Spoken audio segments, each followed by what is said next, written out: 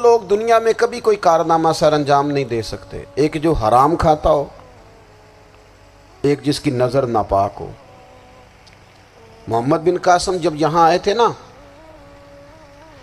تو ایک دن بڑے پریشان تھے، تو ایک بزرگ کہنے لگے آپ کیوں پریشان ہیں؟ کہنے لگے راجہ دہر سے مقابلہ ہے اور ہماری فوج تو سندھ کے رستے بھی نہیں جانتی، زبان بھی نہیں جانتی، لڑیں گے کیسے؟ 2-4 دن کے بعد ان بزرگوں کی دوبارہ محمد بن قاسم سے ملاقات ہوئی تو بڑے خوش تھے۔ کہا اب آپ کیوں خوش ہیں؟ کہنے لگے وہ میرا مقابلہ نہیں کر سکتا، میں نے تحقیق کر لی ہے۔ کہا کیوں؟ کہنے لگے نظر کا گندہ ہے، اور جو نظر کے گندے ہوتے ہیں وہ میدانوں میں ٹھہرا نہیں کرتے۔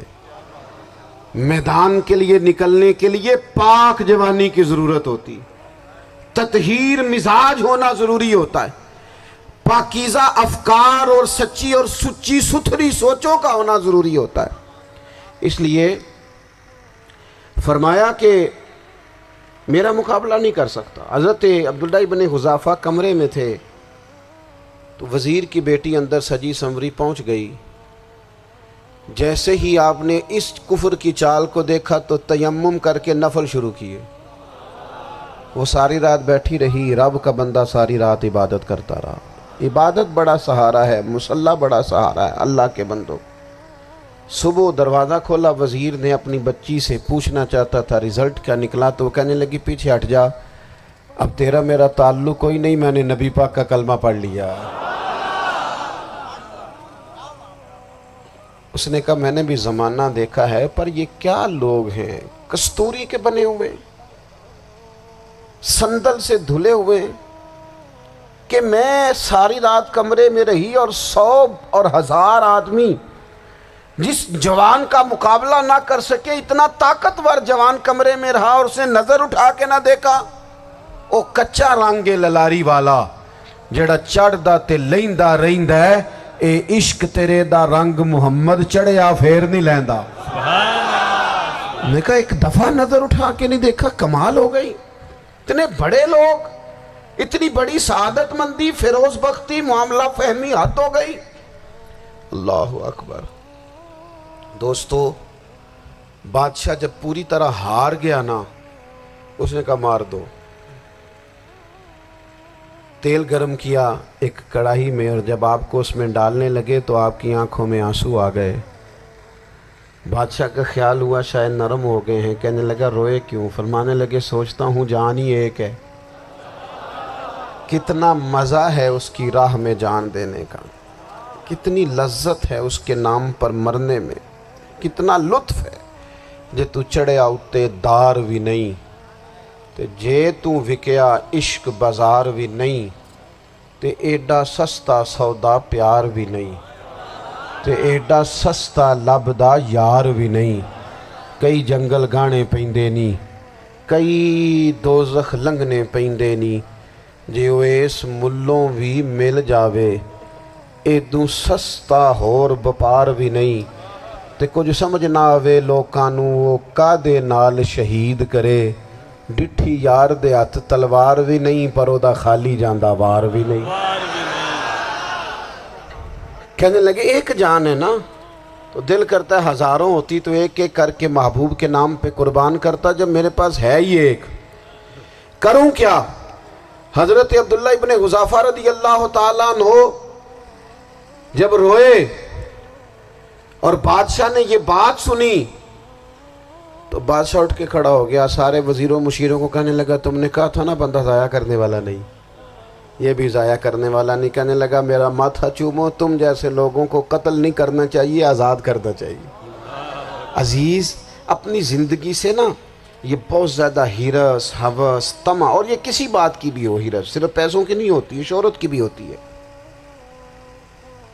یہ بیماری انسان کو اقتدار کی بھی ہوتی ہے، تعریف کی بھی بیماری ہوتی ہے، یہ سارے نقص ہوتے ہیں لوگوں کو، اور معاذ اللہ بعض جبوں کبوں کے اندر بھی ہوتے ہیں، وہاں بھی پنپتے ہیں۔ اپنی زندگی جب تک اس سادگی میں نہیں لاؤ گے جو رسول پاک نے عطا فرمائی ہے، جب لوگ آسانیوں میں پوری طرح الجھ گئے تو پھر وہ دور ہوئے اور کفر چڑھ گیا۔ دوسری بات، اللہ کے محبوب صلی اللہ تعالی علیہ وسلم کی محبت ہم سے تقاضا کرتی ہے کہ ہم اس مشن کے لیے کام کریں جس مشن کے لیے رسول پاک نے کام فرمایا ہے۔ ہم سارے کام بڑے مضبوطی سے، سوچ سمجھ کے، تدبر سے، حکمت سے، تقاضوں کو مد نظر رکھتے ہوئے کرتے ہیں سارے کام۔ دین کے کام میں ہمارا مزاج نہیں ہوتا، او ہو جائے گا جی، آپ بسم اللہ پڑھیں جی، شروع کریں جی۔ آپ تقاضوں کو سمجھیں، چیزوں کو دبائیں نہیں، چیزوں پر غور کریں۔ کسی کے ذہن کی سطح پر سوال ابھرتا ہے، اس کا تسلی بخش جواب دیں۔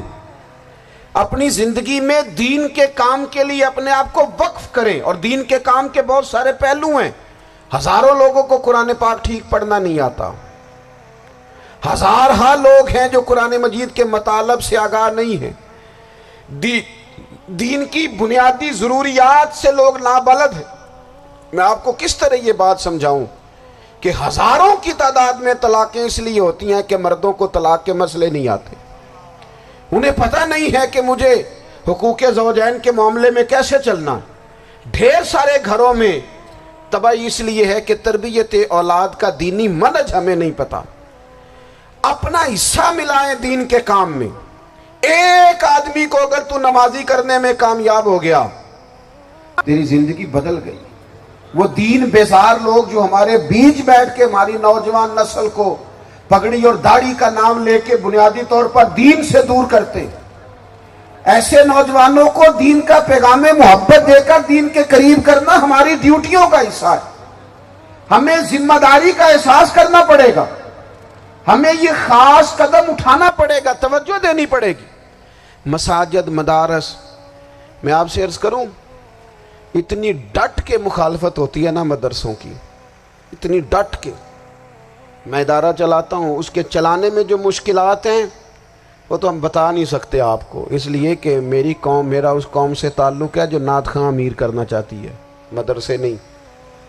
ہاں، نقیب خطیب پیدا کرنا چاہتی ہے، شعر و شاعری کی زندگی کو پروان چڑھانا چاہتی ہے۔ فقط ہمارا ان لوگوں سے تعلق ہے جو لاکھوں کروڑوں روپیہ محافل پہ لگائیں گے، اور قاری صاحب بیچارے اگر مسجد کا کوئی ہونے والا کام کسی وقت بتا دیں گے تو وہ بڑی مشکل آ جائے گی ان کے لیے۔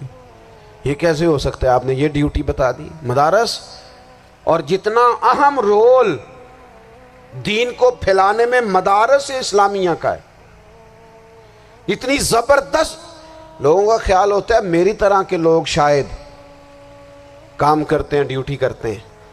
یہ 10-15 لوگ آپ کو نظر آتے ہیں جو آپ کو کہیں میڈیا پر یا ادھر ادھر ڈیوٹی کرتے، مخلص لوگ اپنی جگہ پہ، وہ بھی بڑا ہی کام کر رہے ہیں، جو میڈیا پہ آ کے بھی اخلاص سے اور درد دل سے کو دین کی، ان کی بھی کسی بات کی حوصلہ شکنی نہیں۔ لیکن ہزارہا اساتذہ جو مدارس میں بیٹھ کے پڑھاتے ہیں، جنہوں نے وہ سارے لوگ تیار، آپ سمجھ نہیں سکتے کتنا بڑا کام۔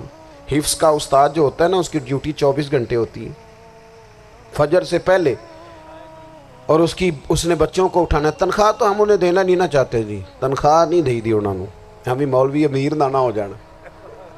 مولوی نو تے سوٹ بھی 27ویں والی رات دے ہے تاکہ کدھر سوان کے عید والے دن پا نہ لوے۔